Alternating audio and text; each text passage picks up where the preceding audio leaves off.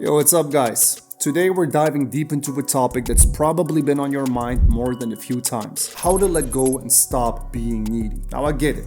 We've all been there, craving attention, validation, and fearing loneliness more than we fear death. But here's what I need you to understand.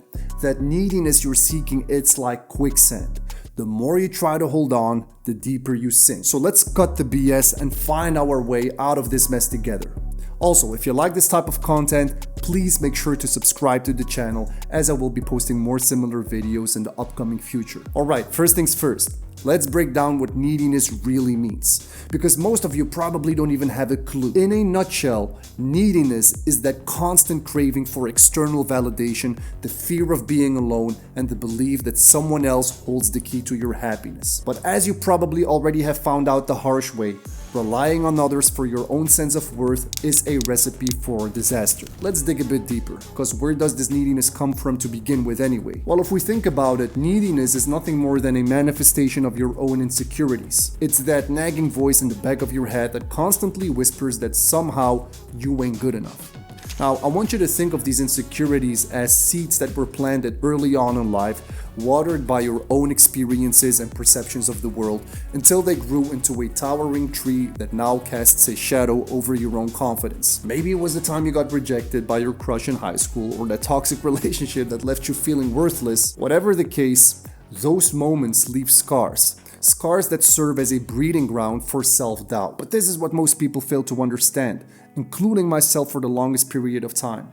Those scars that hurt you so much, they don't really define you. They're just reminders of the battles you fought, the challenges you've overcome, and while they may have shaped you, they do not have to control you. Like, we have the power to rewrite our stories, to redefine our worth, and to break free from the chains of insecurities at any point in our lives. I remember when I was going through my breakup not even that long ago, how my self-confidence was at an absolute bottom.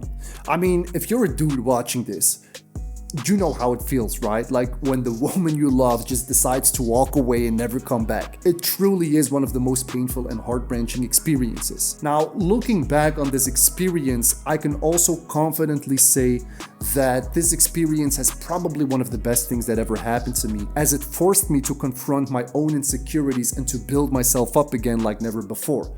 Which brings me to the next part of the video. How do you let go and stop being needy? Now, not gonna lie to you, bro. Letting go of neediness is gonna take some work. It's gonna require courage, resilience, and a whole lot of self-belief. But trust me when I say this, the freedom that comes with letting go is worth every ounce of effort. It starts with understanding that you are not defined by the experiences you've had, like I mentioned before. Sure, as I said already, they may have shaped you in some ways, but they don't encompass the entirety of who you are as an individual. Like, you truly need to understand that you are so much more than the sum of your past experiences, and that those negative experiences you've been through are just another chapter in your book. Now, having said all of this, let me give you 3 tips that worked for me on how to let go. Tip number 1, turn your life into a game. Now, I want you to imagine your life as a thrilling game where you are the lead character. And just like in video games, you start with 0, like no skills, no perks, no experiences, nothing. But as you progress, you start to unlock new abilities and face new challenges at each level. Now, honestly, that is exactly how I look at my life.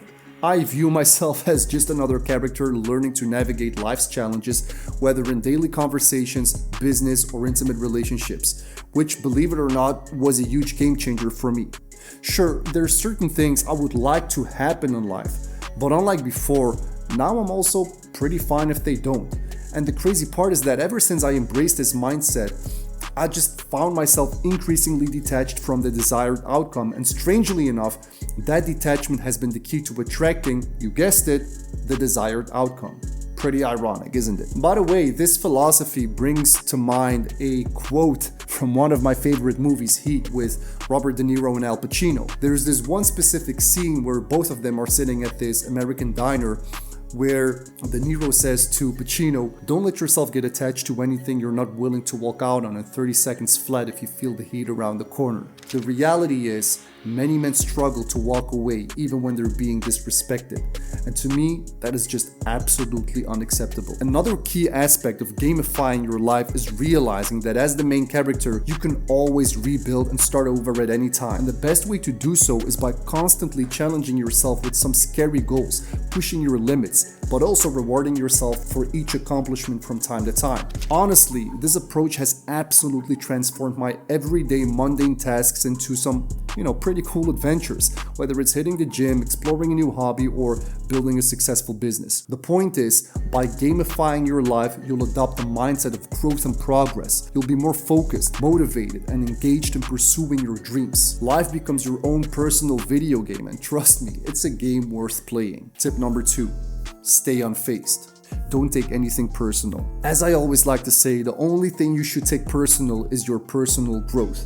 Because in a time where everyone just seems to be so easily offended, maintaining that composed demeanor is paramount. Honestly, guys, it's all too easy to let the words and actions of others ruffle your feathers. But you have to understand that true strength lies in remaining impervious to all these external influences. Because I've come to learn that when you take nothing personally, you basically free yourself from the burden of other people's opinions and judgments. Well, surprise, surprise. And so instead of allowing their words to dictate your emotions, you can choose to stand firm in your own sense of self-worth and identity. Now, I get it. It's not easy. It sounds very easy, but this mindset shift doesn't just happen overnight. It actually requires a conscious effort on your part to reframe your perceptions and detach your self-worth from external validation. Now, the way to go about this, in my opinion, is by recognizing that people's actions are often more reflective of their own insecurities and struggles than they are of your worth as an individual. And trust me, I've had my fair share of lessons in that department. Like, you'd be surprised by how little other people's behaviors actually have to do with you and more with themselves.